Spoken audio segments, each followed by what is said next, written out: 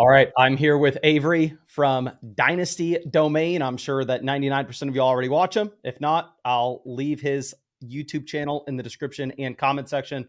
But we're going through a 2025 rookie running back tier list. I honestly know literally nothing about the class. I know that Ashton Well, Ginty is supposed to be pretty damn good. And I saw true. that Avery posted a draft guide on the site and was like, for the love of God, can you come teach me about some of these rookie running backs? Because I'm going to have to start paying attention to them soon. So thank you for Yeah. coming, my Well, guy. And yeah, absolutely. I mean, I think if you spent more time playing Dynasty instead of making bad trades on the Flock League channel, then people would probably have more faith in what's coming. But that's why you brought me here, right? So we'll see how it goes. I'm yeah, going I to be honest with figured to you. bring someone that's lower than me in the standings that has fewer Right. wins than me. Yeah. So we haven't ranked these guys yet. We've done mock drafts, but we haven't actually put together rankings. So you're making me do rankings for the first time here too. Now, I will say I probably do know a couple more of these guys than you do, but I'm assuming you can guess who's going to be in the S tier here in the running back rankings. I mean, it's not Yeah. really debatable, right? I mean, we're talking about like similar to when we had Bijan and he was kind of the 101 in Superflex, with Anthony Richardson. I think it's going to be something similar this year. You've got a couple good wide receivers in this class, but in terms of Ashton Ginty, he is legit. I mean, there are some splits on him, like based on how many guys are in the box. I'll send you the graphics. You can put it on the screen, and it just shows how ridiculous this dude is as a runner. He hasn't been used in the passing game a whole lot, and I think a lot of people are going to use that to maybe knock him, be like, okay, we haven't seen this from him. You did see that some in 2023. He really hasn't been used like that. I don't think that anybody is worried about that. That's watched him. But obviously in the Heisman race, he has like 1,900 yards so far this year and 26 touchdowns on 250 carries, which is absurd. He's averaging 7.5 yards per carry. So he's as good a prospect as we've seen since Bijan. I don't know how he would stack up against Bijan. They're kind of different in terms of their skill set, but I do think that when you're looking at like from a dynasty perspective, in terms of like his draft capital, my guess is he gets top 15 draft capital. A lot of people are concerned about him not playing in a Power 5 conference. I'm not concerned about that. It doesn't really matter where you're playing when you're putting up these numbers. I think it's going to translate to the NFL. So he's probably, I mean, again, there's really nobody else in this tier, just simply based on the fact that he is doing what nobody else is doing in college football right now.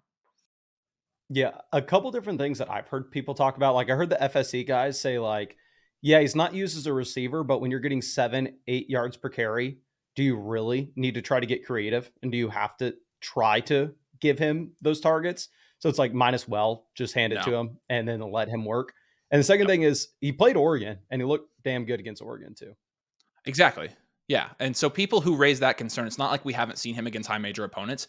And assuming that Boise State potentially makes the playoff here, it's not like we won't see it again. But regardless, again, like I don't think I think it's a non-starter because of what he's actually doing on the football field. Now he definitely passes the eye test and he absolutely passes the analytics test. So he's definitely in the S tier, I think, on his own. We can drop down to the A tier here if you want to. I think there's a pretty big cohort of guys here. On our latest mock draft that we released over on our channel, we had Caleb Johnson as the second running back off the board. I'm not sure how familiar you are with Caleb Johnson, but plays in the Big Ten, plays for Iowa. He was the starter. I think this is his third year as the starter, but he really didn't break out until this year. And in terms of like analytically, when you're plugging him into the Bakery, which is the analytical prospect model that we use to kind of evaluate guys built by our guy Ryan, he actually stacks up as the running back 2 in this class in a tier of his own. And it kind of came out of nowhere. I don't think anybody had him on the radar to be a potential prospect for this year's draft, but he has 1,300 yards and 20 touchdowns, and he's also averaging 7 yards per carry on an Iowa team that is good. But it's a 6-4 Iowa team, so it's kind of, they have a pretty. I mean, their offense has been underwhelming the last couple of years, and Caleb Johnson has been a bright spot in that this year. So I personally think I would put him here next. I think there's going to be a couple guys in this tier. Have you watched or heard of Caleb Johnson in terms of kind of like what he's done this year coming onto the scene? Because it really has been pretty impressive. And I think it is kind of a shot called that we have him right now as like the running back 2 or 3. Just like a quick glance, the only thing I'm seeing is like the usage is great. Obviously, it looks like he has the ability to see usage on all 3 downs because looking at the receiving marks, it's not like he's popping off the page, but if you're looking at Iowa in general, if they're throwing the ball for 138 passing yards per game, like from a market share perspective, Actually, him sitting here with 19 receptions, third with this team, only behind the leading receiver and the tight ends, probably Right. looks like he could get used as a receiver at the next level. Yeah, and it's kind of the same thing as Genty you talked about, right? I mean, why he's averaging 7 yards per carry. Why would you actually use him that way? So I think right now, again, this may be a hot take, and you're making me rank these guys. I probably got to wait and see, especially after their season, but the combine's going to be huge. I think right now, I think Caleb Johnson is a guy that could end up in the first round of dynasty drafts. I think, honestly, I think there are going to be 5 guys here that I think could end up in the first round of dynasty drafts. I think the next guy you have to talk about here is Omar Hampton. There are a lot of people that are really, really high on Omar Hampton. I know a lot of people that aren't as high on Omar, but or Omarion is his actual name. I guess I called him Omar, and everybody on our channel corrected me, so I'll say Omarion Hampton. 1,400 yards this year, though, on 250 carries and 14 touchdowns. He's averaging 5.5 yards per carry. And in terms of, he's been the he's been the starting back there, I think, now for 2 years.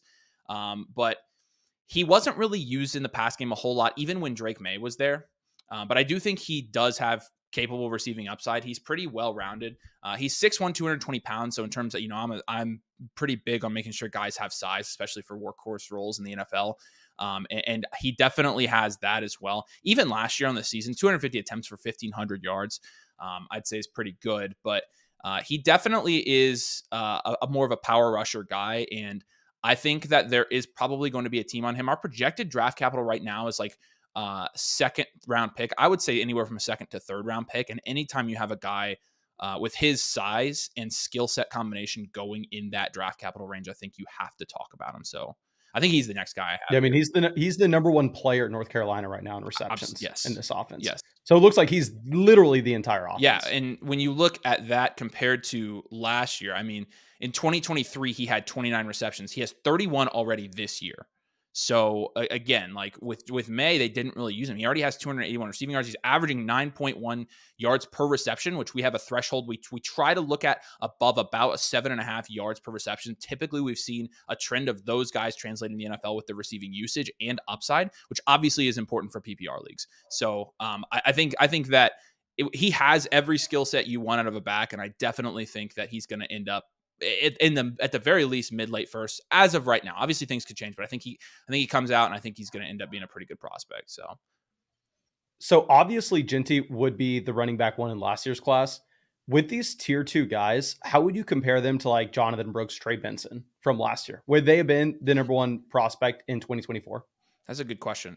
I have read some stuff, and this is all subjective, honestly. It's hard to know without combine testing, but I've read people say that Jonathan Brooks would be the running back 10 in this class. I disagree with that. I think Jonathan Brooks is a really good running back. He obviously was drafted in the second round, so he's got the draft capital to go along with it. My guess is that I would put Jonathan Brooks in this second tier guys with some of the other guys here we're going to talk about. I think Caleb Johnson, we talked about Omarion Hampton. I think the next guy I want to talk about is Judkins, but I think Jonathan Brooks should probably be at the middle end of this tier. I don't know. You guys can let me know in the comments what you think, but like, I definitely think in terms of like the top heaviness of this running back class, there are probably at least 4 guys I think that would have been graded out as better prospects than Jonathan Brooks. And then obviously the running back 2 last year being Trey Benson. I think Trey Benson will probably be in the third tier of running backs in this class. It goes to show, number one, how deep this running back class is, but number 2, the star power that's up top. I mean, a lot of guys with size and receiving capability that I think will make great fantasy players. But obviously, you're well aware of the Ohio State backs, the tandem there. We'll start with Judkins. Judkins is another guy I think could get second-round draft capital, maybe even higher. He obviously was at Ole Miss. He was a little bit disappointed last year, and he transferred to Ohio State. Obviously, he's playing with Travion.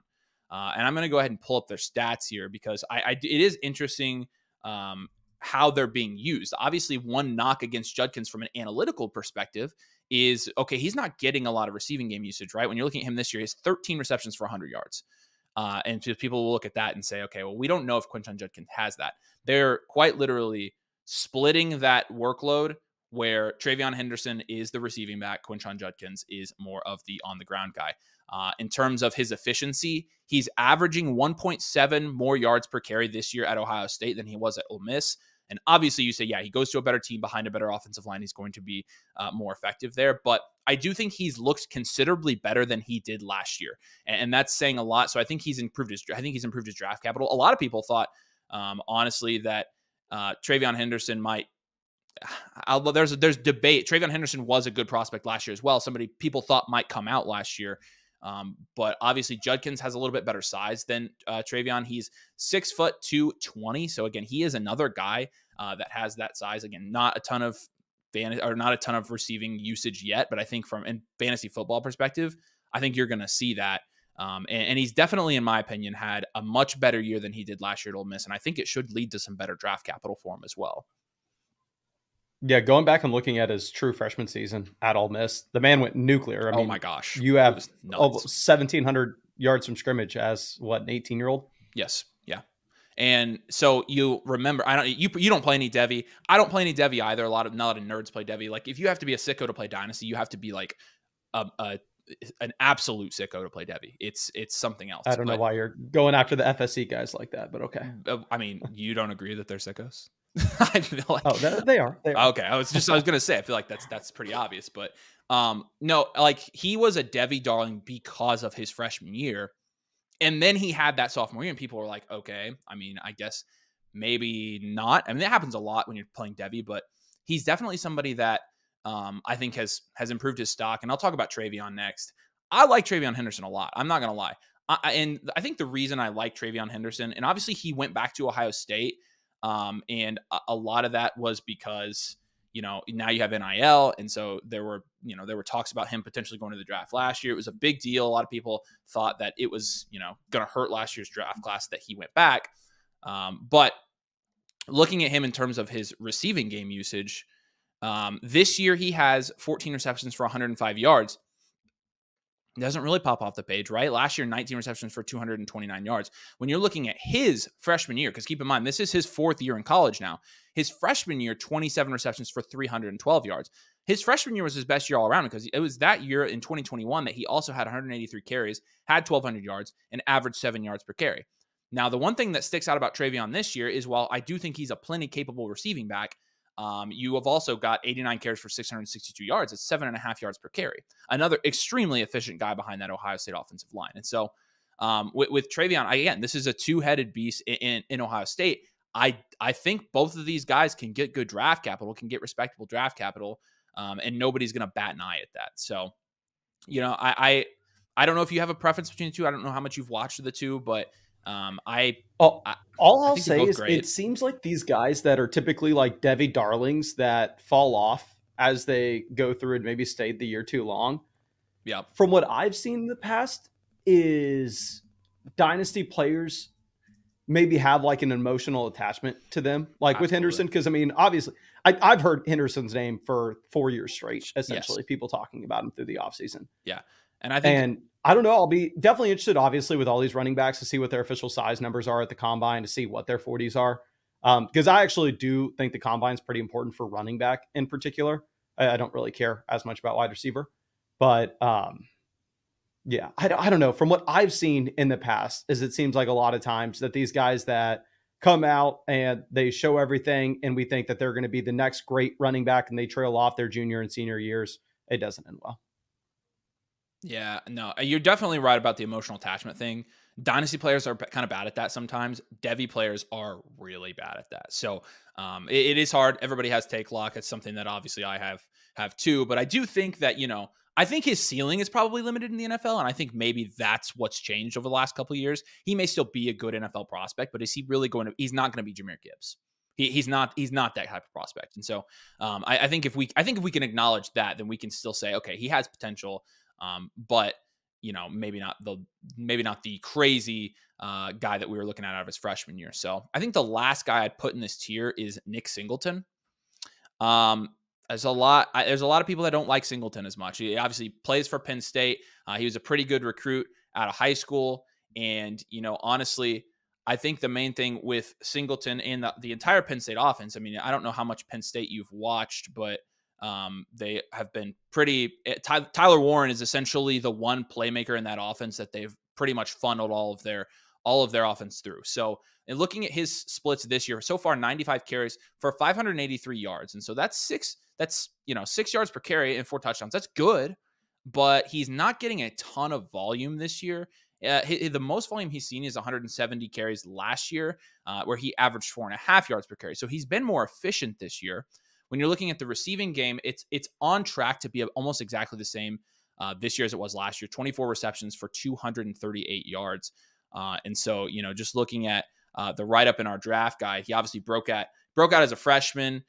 He did take a step back in his sophomore year, but he's been as efficient as he's been this year, like I said. So he does have good size. He's 6'1", 225 pounds. So it's worth keeping in mind. Like, sometimes, with these guys that maybe a little bit underdeveloped, right? Or maybe need some more raw prospects, the size is a good indicator of an NFL team potentially wanting to take a shot, right?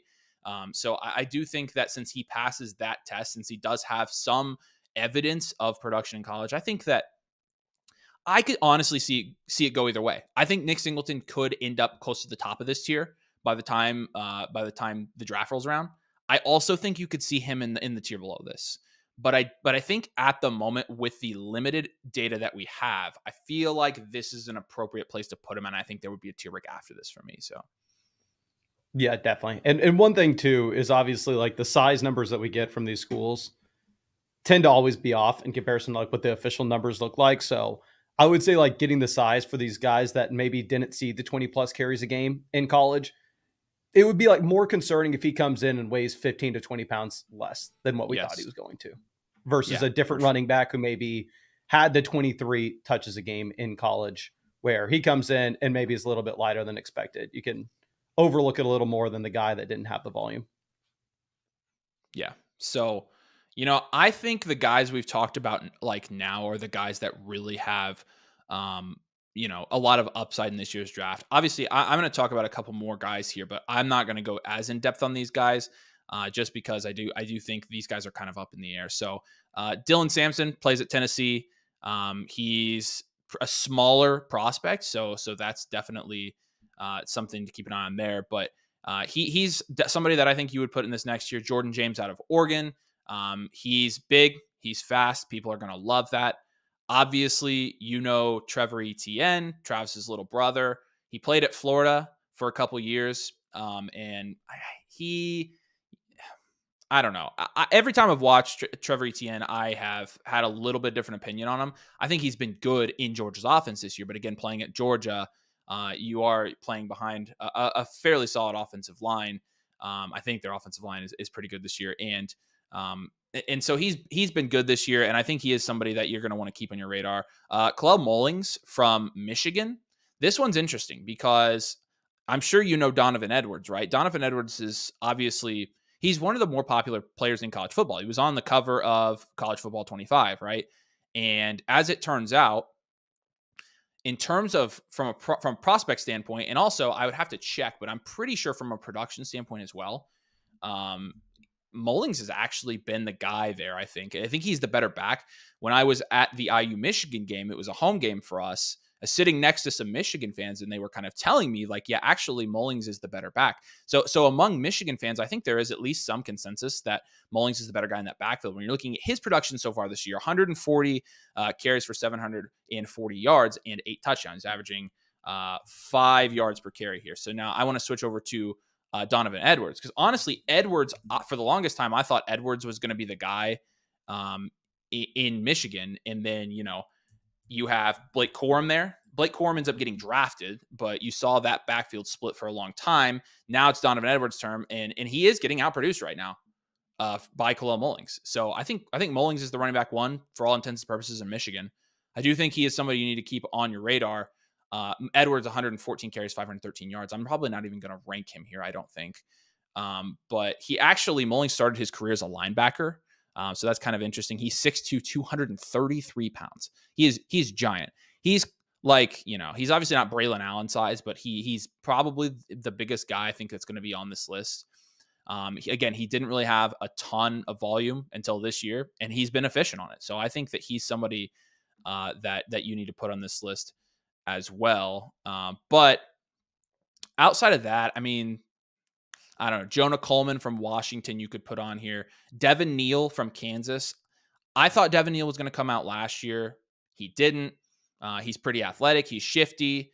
I just think this run, honestly, I think he would have been drafted higher in last year's class, but I think this year's class is so stacked that, at this point, he's probably not going to be somebody that has elite ceiling. And then another guy I'll mention here is Ollie Gordon. I don't know if you know that name, but he was a pretty touted prospect coming into the season. Plays at Oklahoma State. Pretty much all the momentum with him is gone. At this point, and I was talking to Ryan about this earlier, at this point, I think that Ollie Gordon's probably going to go back to Oklahoma State. I don't even know if he's going to come out. So he is somebody, though, like you mentioned earlier, people are going to have an emotional attachment to because people preseason were projecting him to be that good. So I think that's about everybody that I think is worth talking about. Do you have any other guys like on your radar that do you think I missed? Again, that's as deep as I've gone with this class so far, with it being so early. But right now, I think that's kind of how the landscape falls. My guy, I know nothing. Everything that I know about this running back class, you've taught me within the last 20 minutes. So hopefully I'll be able to have some stronger takes and we can maybe argue about some stuff during the offseason. But I appreciate you coming on and teaching me a thing or two. Yeah. It's a little bit more fun when you know your stuff, and then we can jab back and forth. But no, it's fun to do it. Yeah. Thanks for having me on. And I think this year's going to be a great class, so it should be fun to make videos about too. So, of course. Also, Avery posted a draft guide on the site, rookie draft guide. I'll link his YouTube channel down in the description and comment section as well. But much love, my guy. Appreciate it.